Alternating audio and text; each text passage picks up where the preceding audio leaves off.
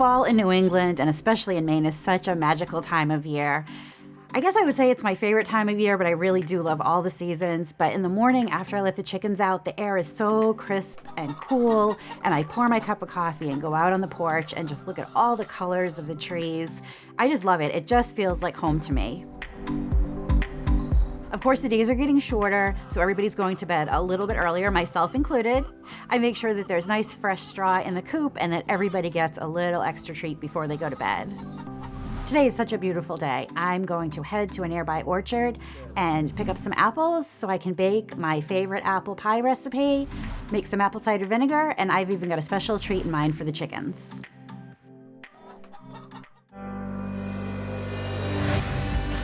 I'm Lisa Steele, author, blogger, and fifth-generation chicken keeper. I live in rural Maine with my husband, flock of chickens, ducks, and geese, Winston the corgi, and Linus the indoor-outdoor barn cat. We moved to Maine for the peace and serenity. We wanted a simpler life and to step back in time where there are still corner stores and your neighbors still know your name. Welcome to my farm.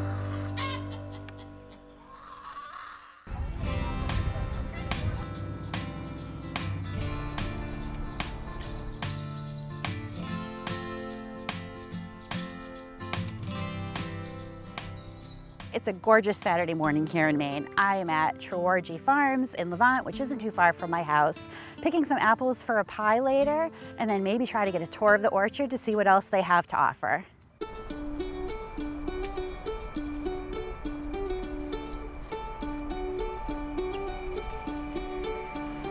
Hi, Lisa. Hey, Matt. Welcome to the farm. Such a beautiful morning. I'm so excited to be here. Yeah. So I want to bake a pie, so I'll need Yes. some apples for a pie. So what would be your top picks for pie baking? I really like the flavor of Macintosh in a Okay.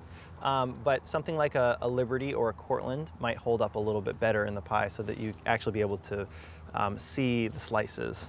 Macintosh will actually kind of melt down. But you could mix. I mean, you don't have to use just one variety. So you might want to put Macintosh in for flavor, put Cortland in for texture, and have kind of a mixed apple pie. That's just such a New England, Maine is. apple variety. It's really the traditional apple. When people think of fall and apples, Macintosh is kind of what they think of. Okay, so why is Maine good for apples?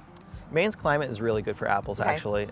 Cold weather actually allows the tree to produce a little bit more sugars, so the quality of our apples can be a little bit higher than in the southern states. Good to know. So when's the best time for picking? Right from the end of August, Okay. right through the beginning, or the end of October, beginning of November. But this is probably the peak time. So end of September, early October, you get the best taste, crispness, you have the most varieties available.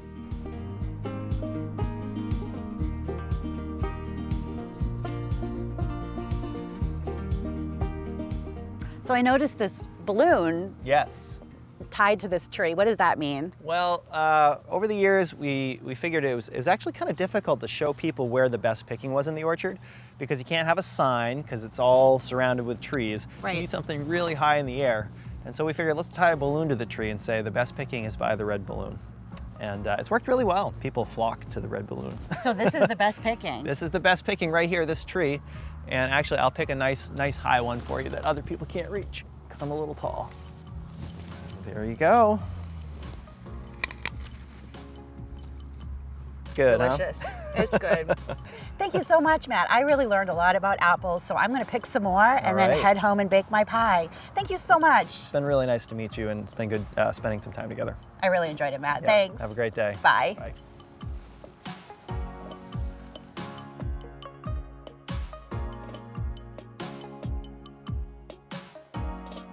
So I'm here with John at the entrance to this absolutely awesome corn maze. I've never been through a corn maze before. I came here for apples today, didn't even realize that all this was here.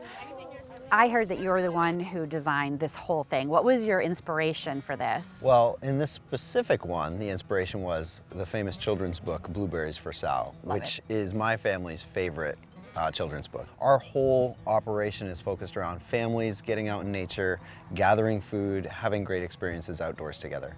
And that's what the book is about. And so we reached out to the publishers and asked for permission, and they were super excited. Both of Robert McCluskey, who wrote it, his daughters still live here in Maine, and they were really excited to let us use it. So that was where the inspiration came from, and then we had to pick an image and put it together and make a maze out of it. Is this normally how tall corn grows? Because I grow corn and mine doesn't get this tall. Yes, well, we actually pick a corn variety that is specifically bred to grow tall. So we're not feeding it to cattle. It's not sweet corn. I mean, you could eat it if you were in a pinch, but I wouldn't recommend it. If you get lost in there. That was my question. So this, growing up, we used to call this cow corn. It is, yes, it is cattle corn, but it is specific variety of cattle corn that's intended to grow tall. So it puts a lot more energy into height. We plow it down in November, and by then it's been frosted. It doesn't have any nutritional value for animals. And so what we do is we just plow it back in. It's called a green manure, and we just till it back in, and it contributes to the soil health. Thank you so much. You're welcome. I am going to go get lost in the maze now. Get lost and have you. a great time. We'll find you. If it's dark and you're not out, we'll come out and we'll find you. We'll give you some food and a blanket. And Corn. I can eat the cow corn if I have to. You can eat it. So have a great time. Thanks so much.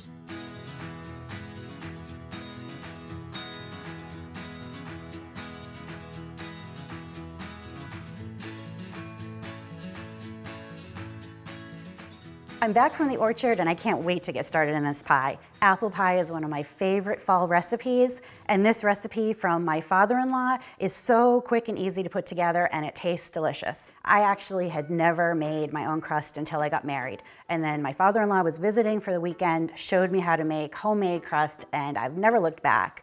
You can actually literally make the crust by hand using one of these pastry blenders, but it comes together much quicker in a stand mixer. First, I'm going to get my flour into the mixer. You need 2.5 cups of baking flour. You can use pastry flour. I just use all-purpose flour. Then I'm gonna add a teaspoon of salt. The salt will bring out the sweetness of the apples. And then I'm just gonna give that a little bit of a swirl to mix it up. Then the first key to the perfect pie crust is using ingredients that are really, really cold. So I've actually had this butter in the freezer for a few minutes to make sure that it's ice cold. And then I'm just gonna cut it into small pieces. I've got 2 sticks of butter here. You don't wanna handle it more than you have to because you don't want it to start melting. So I'm gonna just let this mix for maybe 30 seconds to a minute just to kind of get everything incorporated and for the butter to break down a little bit. I also am using some ice water. I just have some ice cubes in my cup measure. You're gonna need anywhere between 1/4 and 1/2 cup, depending on how much moisture is in the air. You wanna add it slowly because you don't want your dough to become wet. So I'm just gonna kind of slowly trickle it in and let the dough come together. Now we get to the second tip for the perfect pie crust. That's adding some apple cider vinegar to your dough. You can use store-bought apple cider vinegar or homemade. I'm gonna use some of my homemade apple cider vinegar. What this does is prevents the gluten from fully forming, and it'll keep the crust really, really tender. My father-in-law uses a capful of vinegar in his crust, so I'm gonna use, it's about a tablespoon that I'm going to add to my dough. So now it's done. The dough has come together into a nice ball. You want the glutens in the flour to have a chance to rest, otherwise your dough can be kind of tough and chewy. So I'm just gonna divide it into 2 sort of equally sized discs. So now I've got my 2 discs, top and bottom crust, and I'm just gonna wrap them in plastic wrap and let them rest in the fridge for at least 30 minutes while I'm getting the apples ready. This also will lead to a really tender, flaky crust. Now I'm gonna get started on the apples. Honestly, peeling the apples is the hardest part about making an apple pie. The nice thing about it though is that I'm gonna use all the peels and cores to make some apple cider vinegar, so nothing is gonna go to waste here. So I'm gonna wanna cut pretty thin slices to make sure that they cook through while the pie is baking. So I usually use about 10 to 12, depending on the size of your pie plate, but a really easy trick is once you have your bowl of apples, just pour them into your pie plate to see that they're gonna fill it and mound up a little bit, and then you'll know you have the right amount. That looks good. I've got enough apples for my filling, and I've got a nice pile of scraps for my apple cider vinegar later. But right now I'm gonna continue on with the filling. I'm going to put a squeeze of lemon juice in, The acidity will play really nice off the sweetness of the apples and the sugar. And then I'm going to add 1/3 cup of white sugar and brown sugar. I like to use a combination. I think the brown sugar just gives it a really nice taste and consistency. Then I'll just stir that up a little bit. Then I'm gonna add my spices. I'm going to add a teaspoon of cinnamon. Then I'm gonna add some nutmeg. I like to use whole nutmeg and use my zester, but you can get the regular powdered nutmeg as well. Maybe a 1/2 teaspoon. I love nutmeg, so you can use your own judgment. I'll give that a good stir, and then it'll sit while I roll out the crust. If you're not interested in making apple cider vinegar, you can always feed these to your chickens or put them in the compost pile. Now comes the fun part, rolling out the crust. I've had it in the refrigerator so it's nice and chilled, and I'm gonna leave the second crust in the refrigerator till I'm ready to use it. I like to roll out on a cloth instead of a cutting board because it's easier to then get the crust into the pie plate. I'm gonna roll it out into a circle that's a little bit larger than the diameter of the pie plate.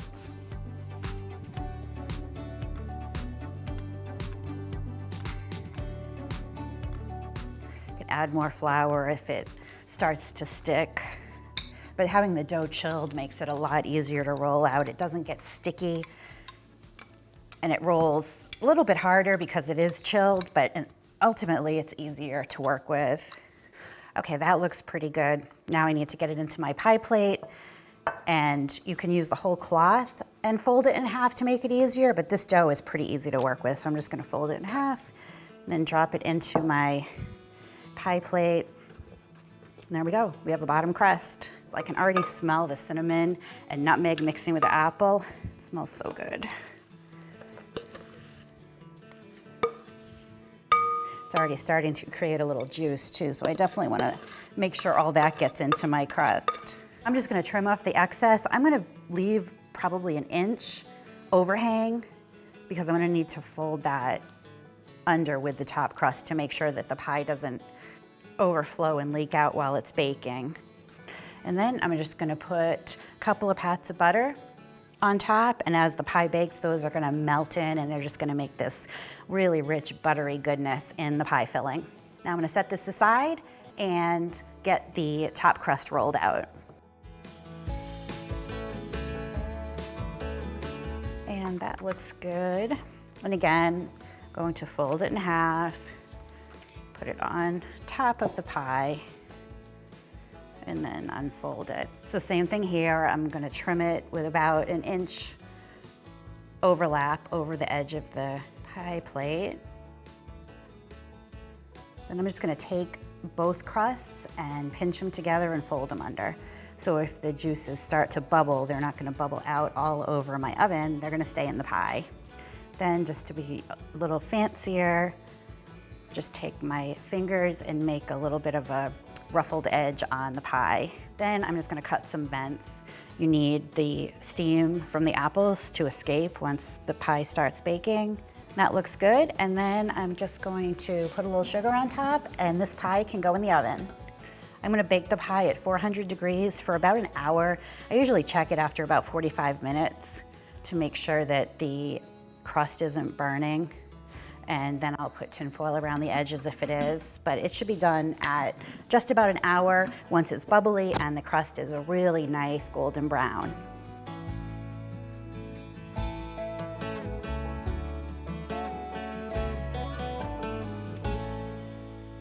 While we're waiting for the pie to bake, I'm gonna turn these apple scraps into apple cider vinegar. If you use a lot of apple cider vinegar in your house, it starts to get expensive. You wanna always buy the good stuff, which is raw with the mother in it, but you can absolutely make your own that's just as good, if not better, and it's super easy. So first, I'm going to take some of these peels and cores and put some in the bowl.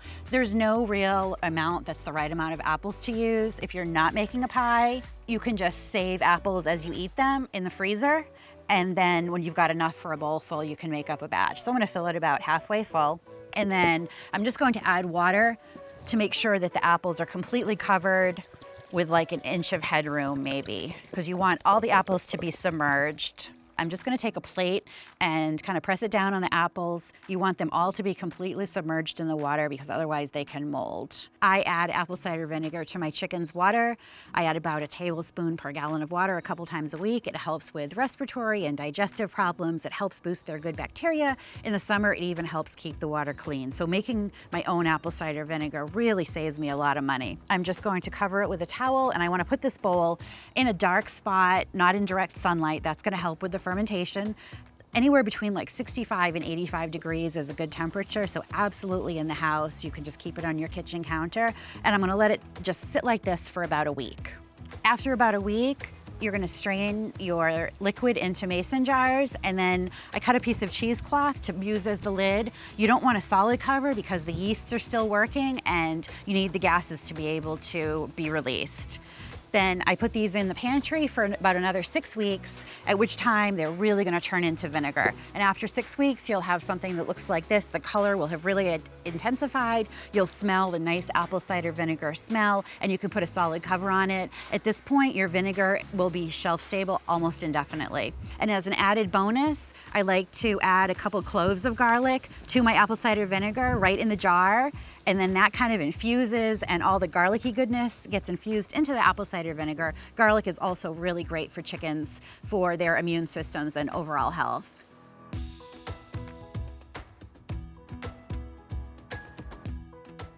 The pie is out of the oven and it's been cooling, so I think it's ready to cut into. The kitchen smells like fall, and I cannot wait to taste this pie. I'm gonna be serving it in the New England tradition with slices of cheddar cheese. Again, another thing I had never heard of till I got married, but my father-in-law swears it's the only way to eat apple pie when you're in Maine.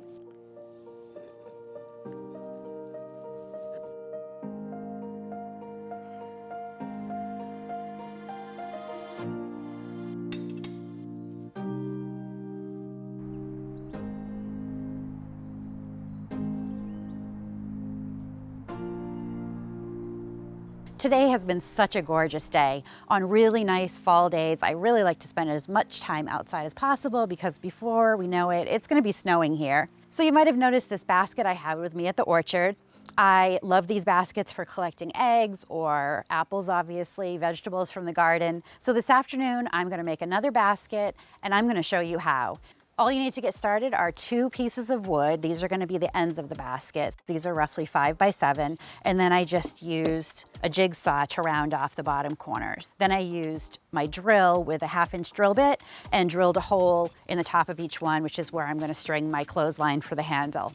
One thing I love about the basket is you can make it as large as you want. So I normally make one about this size, about 8 inches wide. But if you just use a larger piece of wire, you can make the basket 2 feet long if you wanted to. So what I've done is fold it over about 1/2 inch on either of the long sides of the wire. That way I can just bend the wire around my wooden frame and then staple the wire to each side of the basket. So now I'm just gonna staple my wire to the wood, and I'm going to start down about 1/2 inch so I leave space for the dowel. Then I'm gonna do the same thing on the other side.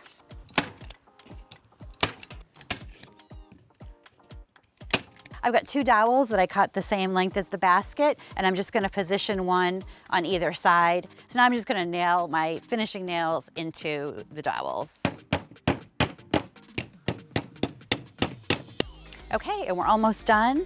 I'm just gonna thread a piece of clothesline through the 2 holes to make my handle.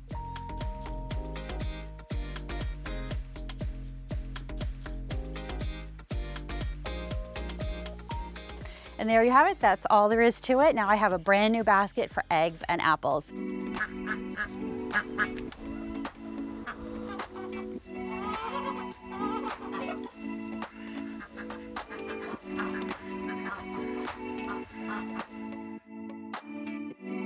This is Amy, she's a Black Americana. You can see that she has these cute little cheek puffs and a little beard. Because she has virtually no comb or wattles, She's really cold hardy. Despite having originated in South America, Americanas are really great in Maine because normally frostbite would occur on the comb and wattles. And since she doesn't have much of either, she's really, really well suited for our farm here in Maine. Because she's an Americana, Amy lays beautiful blue eggs. So this is Mean Kate. She's Amy's sister. Mean Kate is a blue Americana, so she's the same breed, just a different color variety. This is Clarabelle. She is a lavender Americana, so a third color in the same breed. She also lays blue eggs, small comb and wattle. Clarabelle is kind of the clown of the flock. Super friendly. She follows me around like a little puppy dog. She's my girl. Completely different personality than Mean Kate. And Clarabelle also lays, Clarabelle, this is your egg. Clarabelle also lays pretty blue eggs. You can kind of see a trend here. I really like pretty eggs in my egg basket other than brown or tan. So these three are all same breed, different color varieties. This is Abigail. She's Amy's cousin. So it's Abigail Adams and Amy Adams. But she's their cousin because she is an olive egger. So she's half Americana, but half a brown egg laying breed, probably a French Morans because they have the dark brown eggs. So she has the same cheek puffs and beard as the Americanas, but she has a little bit bigger comb like a Morans would. And she also has feathers on her feet like the Morans have. So she's a mixed breed and she lays olive green eggs. This is Sage. She is one of our new girls from last spring. She is a Favicana, which is a new designer breed that's not really technically a breed at all, but she's half Faverol, half Americana. So what they did was take the blue egg-laying Americanas and cross them with Faverols that lay sort of a cream-colored egg. The thought was, since Faverols aren't very hardy, they're really timid, and Americanas tend to be a little bit more aggressive, by mixing the two breeds, you would get something like a happy medium. Sage is a mix of the two breeds, and she still has the cheek puffs, a very little comb. She sort of has feathers on her feet because Faverols do have feathered feet. But her name is Sage because she lays pretty sage green eggs for me. So far she's been good. She's, again, very cold hardy because she has the small comb, since both of her parents were small combed breeds.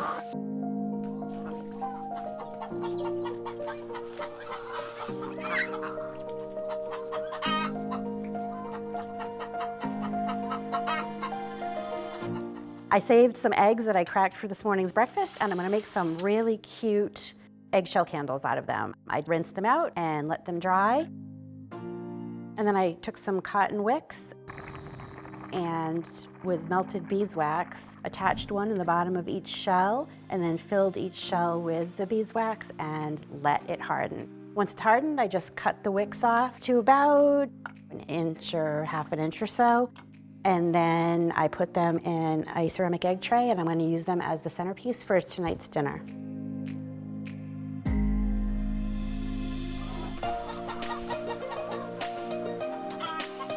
I've got a couple apples left, so I'm going to make some fun treats for my chickens. A lot of them are molting right now, growing in new feathers for the winter, so the peanut butter and sunflowers in these seeds are going to give them some really good protein to help with that growing of new feathers. For me, today was the perfect day. If you like picking apples, baking pies, being outside in this gorgeous weather, Maine is the place to be this time of year.